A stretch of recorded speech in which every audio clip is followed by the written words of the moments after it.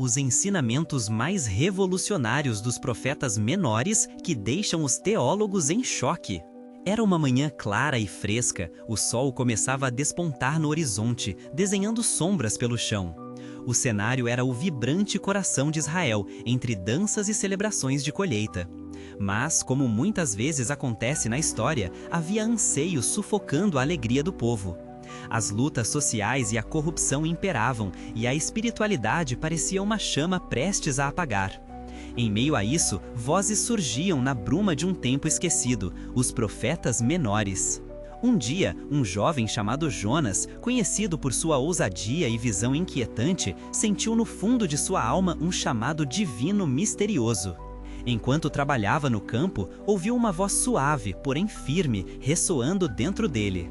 "Levante-se, Jonas, eu preciso de você para um propósito maior." Aquele chamado o deixou perplexo, não era algo que se esperasse ouvir a cada amanhecer. O que ele poderia fazer? Era só um jovem agricultor. Mas ao mesmo tempo, um calor intenso se espalhou por seu corpo.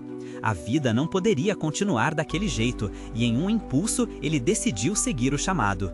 Ele abandonou o campo, a segurança familiar e partiu em direção à cidade de Nínive, uma terra conhecida por sua maldade e riqueza em corrupção. Quando chegou lá, as ruas borbulhavam de vida, mas a decadência moral era palpável. Jonas se sentia pequeno diante daquela realidade. "Como posso trazer uma mensagem de transformação para pessoas tão perdidas?", suspirou para si mesmo enquanto observava a multidão. Ele se recordou dos antigos profetas como Amós e Oséias, com suas visões que cortavam a alma e desafiavam o status quo. Mas a luta era interna. Estava ele realmente preparado para o que Deus lhe pedia? Medos e inseguranças dançavam ao seu redor, e a pressão aumentava. As palavras de condenação que ele seria forçado a carregar poderiam se transformar em alvo de risos e desprezo. Mas, ao olhar para os olhos das pessoas, viu rostos cansados, corações que ansiavam por esperança.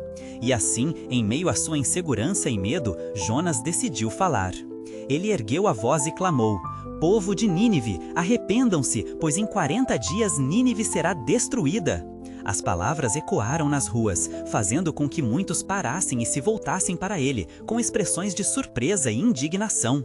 Mas o que aconteceu em seguida deixou não apenas a cidade, mas os próprios teólogos perplexos.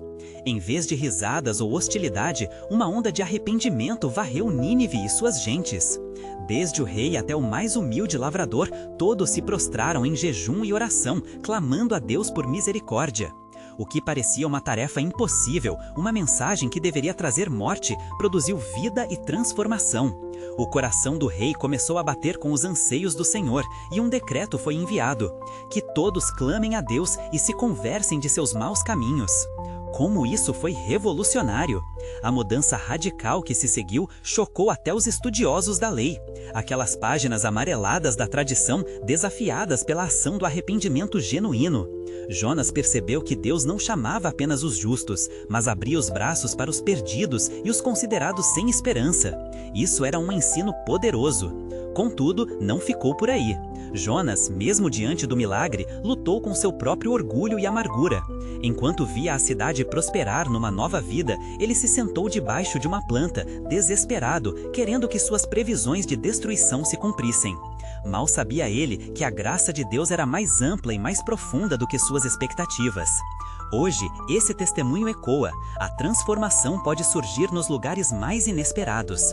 As vozes dos profetas menores nos ensinam que todos têm valor, que a misericórdia de Deus não tem limites e que o arrependimento genuíno pode gerar uma onda de graça arrebatadora.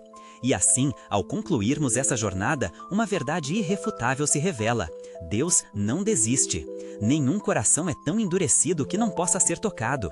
A solidão do nosso desespero pode ser exatamente o terreno para um milagre, um chamado redentor que sempre, sempre vale a pena ouvir. Se você se sente inspirado, compartilhe essa mensagem e lembre-se, o arrependimento é o caminho para a verdadeira transformação. Se você gostou desse relato e deseja mais histórias de fé e esperança, clique em like e se inscreva no nosso canal no YouTube. Juntos, vamos levar essas vozes a mais e mais corações.